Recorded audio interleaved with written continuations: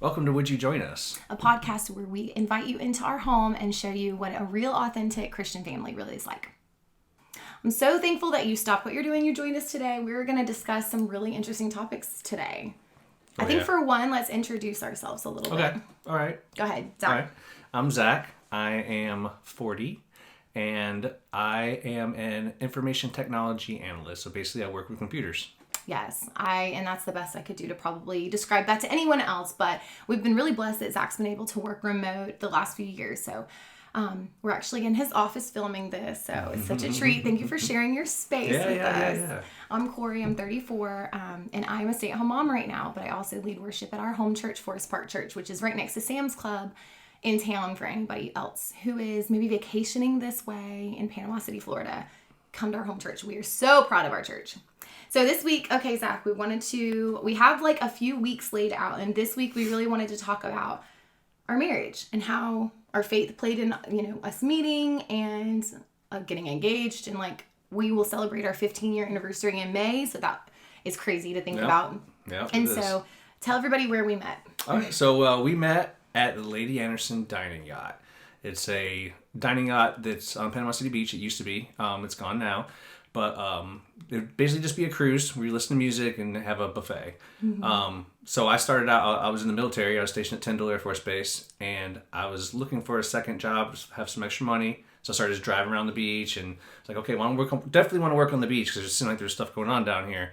So I applied a few places, and then I saw this boat. I was like, that was pretty cool. I don't know what it is, but there was someone at the front desk. So I put an application. I was like, hey, you guys hiring? And they called me back like an hour later, like, yeah, we need servers and bartenders. Mm-hmm. And so I was like, okay, I can start tonight. And so I started, and Corey just happened to be working there. I started working there when it was a summer that I turned 14. So I started working with braces and everything.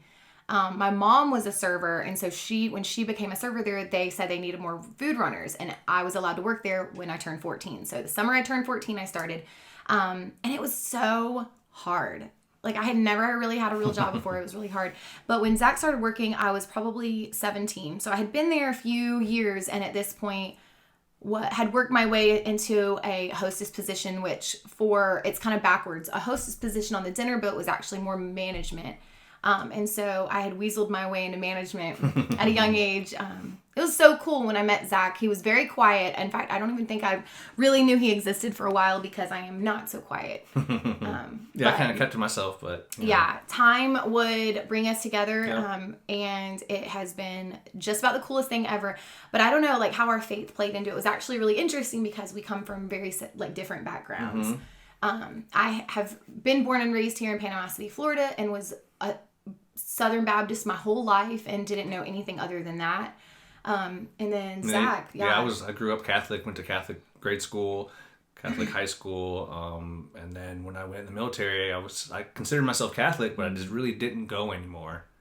And he would go to St. Dominic's, which is right around the corner from us. But so when we first started dating, I can even remember talking to your mom. I don't know if you remember this, but it was at the house in Callaway Point, and I remember his mom called, and for those of you who don't know, his mother, Jenny, passed away the first year we were married. So I'm a very direct person, and his mother was a very direct person. So we kind of hit it off right off the bat. But I can remember having a conversation with her once we started really falling in love. And I said, how's this going to really work when we start raising our kids? Mm-hmm. And she said, her advice was, you're just love them and just point them to Jesus. And so when we went to pre-marriage counseling, Pastor Steve Taylor at Emerald Coast Fellowship had done that with us.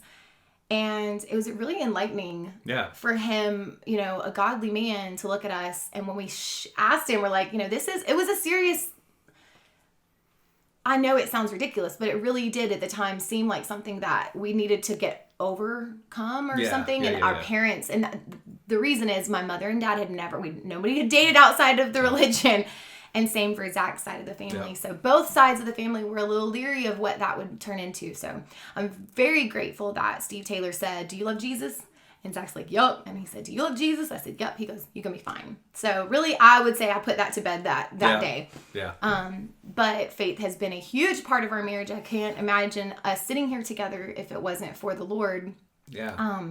Because we're both buttholes in really different ways. It's so funny. I think most perspectives when they look in, and I would say most couples, there's a louder person and there's a more gentle person, or I would say probably most effective marriages, there's one that's, you kind of complement one another.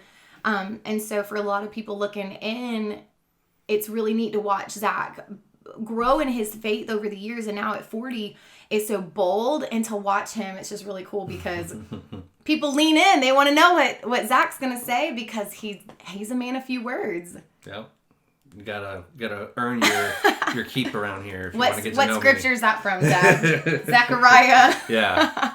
1:1. But what do you think is the biggest role faith has played most recently here? Because there's been a lot well, first of all, this has been a really, really tough year.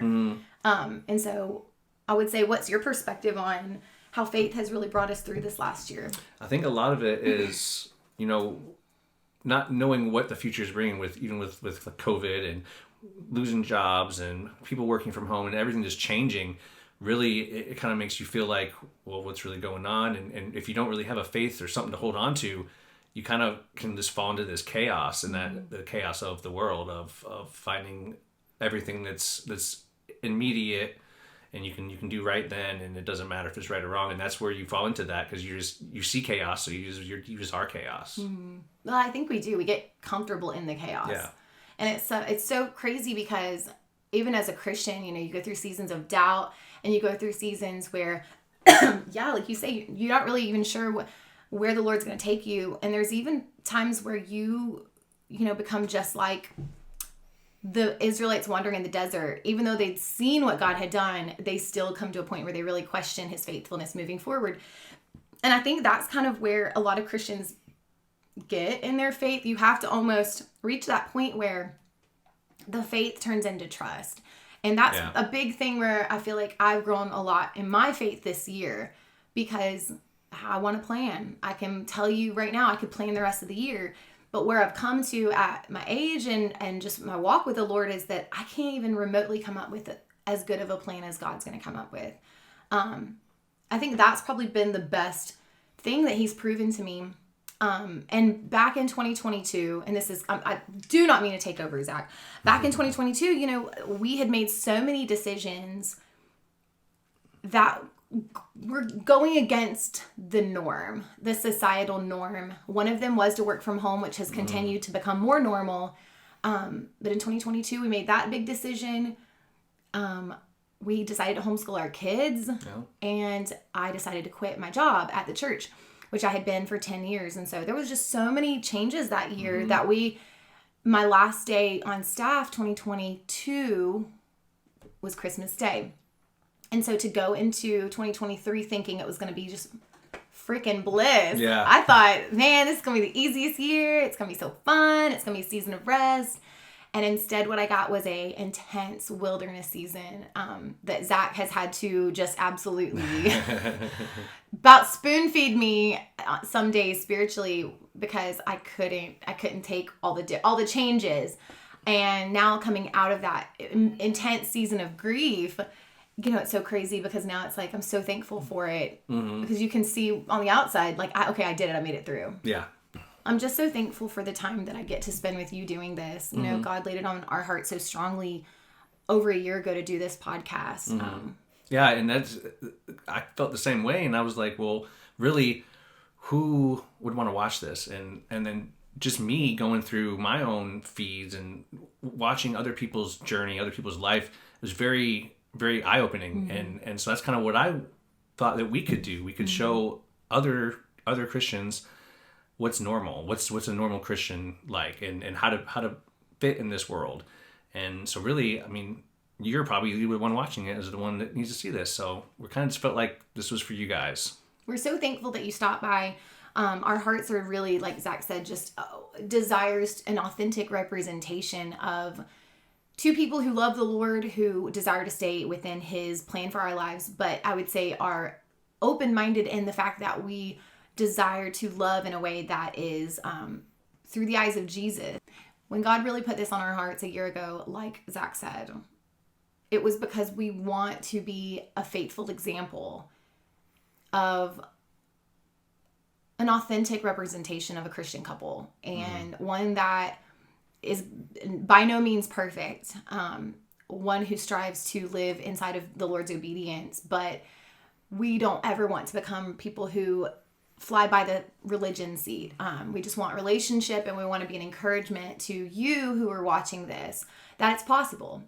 It's work. It's absolutely intentional to stay in a place where you're trying to allow the gospel to drive the majority of your thoughts and your words. It is you have to be incredibly intentional. One area for me is patience. I struggle so much with patience, but I do feel like when you really start to practice patience and practice those fruits of the Spirit, it makes it a whole lot easier within any interaction with people. Yeah. Like, am I being gentle when I say this? Am I using patience before I want to choke my children? Am I pausing before I'm choking them? No, but I think that it's just really exciting to see what God's going to do in 2024. So on this New Year's Day, we wish you a happy New Year's. An exciting 2024. We're already with very high anticipation of what God's going to do in our personal lives and your lives, and for the world. So thank you for stopping and being with us. Oh, thanks.